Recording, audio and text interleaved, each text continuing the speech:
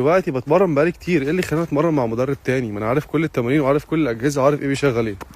بص يا سيدي، الكلام اللي انت بتقوله ده صح، ولكن كل حد عنده خبره معينه او دارس بشكل اكاديمي لعلم الرياضه او اي علوم اخرى بتساعد ده، بيخلي شكل التمرين بتاعه في الاخر مختلف عن اللي جنبه. هديك مثال عشان ما نكلكعش الدنيا. لو انا مدرب وبمرن بقالي سنين، اكتر من 15 سنه بمرن، غير دراسه التربيه الرياضيه وغيره، احب اتمرن مع واحد صاحبي مدرب برضه. ليه؟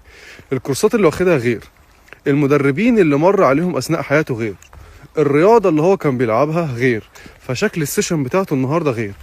مش بالضروره طول السنه افضل اتمرن مع حد، بس مثلا 3 5 6 شهور في السنه بتمرن مع حد بيديني خبرات جديده عليا، وكمان تطبيق فعلي مش خبرات نظريه فقط. ده بيطور مني، فبيخلي عمر التدريبي اطول بكتير ونتائجي احسن.